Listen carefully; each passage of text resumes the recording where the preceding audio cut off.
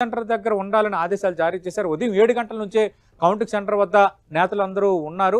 మరి ఎందుకు ఇంతమంది నేతల్ని అక్కడికి మోహరించాల్సి వచ్చింది బీఆర్ఎస్కి ఏమైనా అనుమానాలు ఉన్నాయా, లేదంటే నెక్ టు నెక్ వాతావరణం ఉందా, కేటీఆర్ అంచనా వేస్తున్నట్టు సైలెంట్ ఓట్ అనేది బీఆర్ఎస్కి అనుకూలిస్తుందా?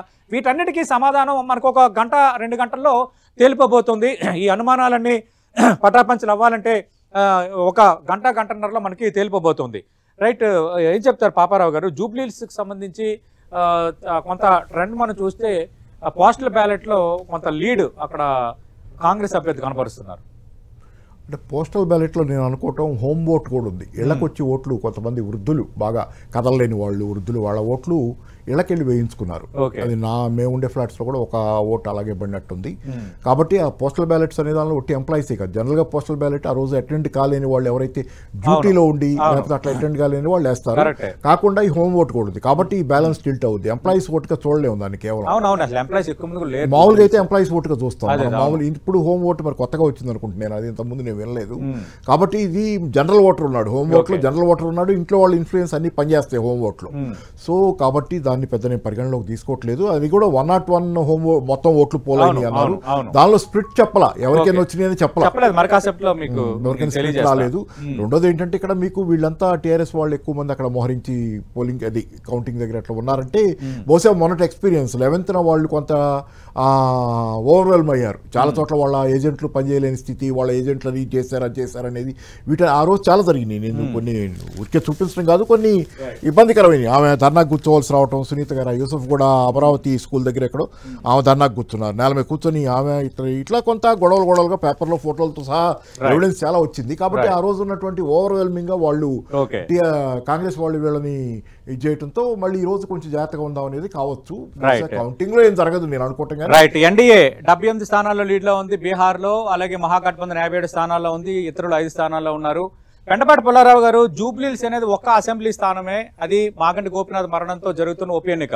కానీ అటు అధికార కాంగ్రెస్ అలాగే బీఆర్ఎస్ రెండు చాలా ప్రతిష్టాత్మకంగా తీసుకున్న వాతావరణం కనిపించింది.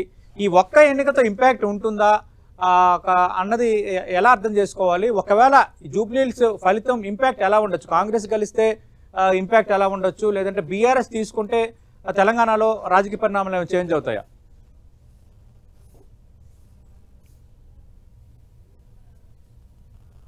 సార్ ఆడియో మ్యూట్ లో ఉంది సార్ పుల్లారావు గారు.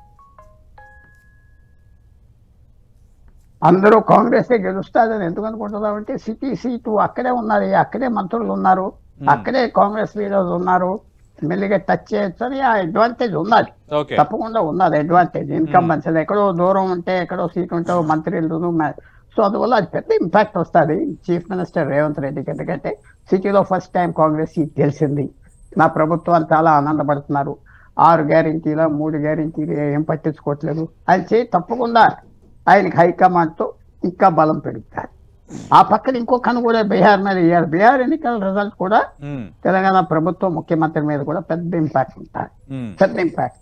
ఎందుకంటే అక్కడ కనుక ఎన్డీఏ అలయన్స్ గెలిస్తే ఇంకా ఈయనకి చాలా పవర్ఫుల్ గా సింగిల్ లీడర్ గా ఎమర్జ్ అవుతాడు రేవంత్ రెడ్డి తెలంగాణలో. ఎందుకంటే ఇంకా కాంగ్రెస్ పార్టీ వాళ్ళు మాట్లాడతానుకుంటారు, ఈయన మేనేజ్ చేస్తాడని ఫుల్ బ్లాంకెట్ అప్రూవల్ ఇస్తారు. సో చాలా పెద్ద ఓడిపోయాడు అనుకోండి, పెద్ద అల్లరి చేసేస్తారు. ఆయన అది బై ఎలక్షన్ ఓడిపోయాడు, పాపులారిటీ పోయింది, పెద్ద అల్లరి అయిపోతుంది. ఎందుకంటే అది మనం ఎదురు చూడవచ్చు. సో గెలిస్తే ఆయనకు ఫుల్ హ్యాండ్ వచ్చేస్తుంది, పూర్తిగా ఆయన కేర్ఫుల్గా చేసుకోవచ్చు, బలంగా చేసుకోవచ్చు, ఇంకెదురు ఉండదు. అలాగే బీఆర్ఎస్ కనుక గెలిస్తే తప్పకుండా పెద్ద ఇంపాక్ట్ వస్తుంది రాష్ట్రం అంతా. మేము ఒకటి మాత్రం నేను చెప్తున్నా, ఎప్పుడూ ప్రాంతీయ పార్టీ మాయం అయిపోదు, అంత ఈజీగా మాయం అయిపోదు. 10 సంవత్సరాలు పరిపాలించారు ఒక ప్రాంతీయ పార్టీ, అక్కడే ఉన్నారు. ఏదో ఓడిపోయినా వాళ్ళు సర్వైవ్ అవుతారు, పచ్చిపోదు. అది అయిపోయింది ఇంటికి వెళ్ళిపోతారు ఉండదు. ఎందుకంటే మిగతా 2 నేషనల్ పార్టీలు అందరికీ స్థలం లేదు కదా. ఎవరైతే బీజేపీ నాయకత్వాన్ని ఢిల్లీలో పట్టుకోగలరు, కాంగ్రెస్ నాయకత్వాన్ని, వాళ్ళకే సీట్లు వస్తాయి, వాళ్ళకే పదవులు వస్తాయి. అది రహస్యం అందరికి తెలుసు కదా, నేను చెప్పక్కర్లేదు. అక్కడ ప్రాంతీయ పార్టీకి అడ్వాంటేజ్ ఉంటాయి. కారెక్కి ఒక అరగంటలో నాయకుడిని కలవచ్చు, ఇస్తారా చేస్తారా చేయడా అతనికి లోకల్ ఫ్యాక్టర్స్ అనేవి తెలుస్తాయి. కాబట్టి రీజనల్ పార్టీ ఓడిపోయాడు, దుకాణం మూసేస్తారని లేదు, సర్వైవ్ అవుతుంది. ఎక్కడైనా ఓడిపోయిన రీజనల్ పార్టీ పోయిందా? ఈ 70 సంవత్సరాలు ఎక్కడ పోలేదే, అలా ఉంటాయి. తిరిగి వస్తుంది. సో గెలిస్తే పెద్ద వేవ్ లాంటి ఇంపాక్ట్ బీఆర్ఎస్కి వచ్చింది, నో డౌట్. తర్వాత మూడో ప్లేయర్ కూడా ఉన్నది కదా బీజేపీ, వాళ్ళు ఓడిపోతారు, రేస్లో లేరు అని వచ్చింది, ఎన్ని ఓట్లు వస్తాయి చూడాలి. బట్ ఇది పెద్ద ఇంపాక్ట్ తెలంగాణ మీద ఉంటుంది. కానీ రీజనల్ పార్టీలు ఎక్కడికి వెళ్ళిపో, ఒకటే రీజనల్ పార్టీ ఉన్నారు, అదే 3-4 రీజనల్ పార్టీలు అక్కడ ఉండుంటే తెలంగాణలో ఏదో కులం పార్టీ, ఒక చిన్న జిల్లా పార్టీ, ట్రైబల్ పార్టీ అని ఉంటే అది వేరే విషయం. సో ఇది కంటిన్యూ అవుతుంది, పెద్ద గవర్నమెంట్ కూడా పడిపోదు కదా.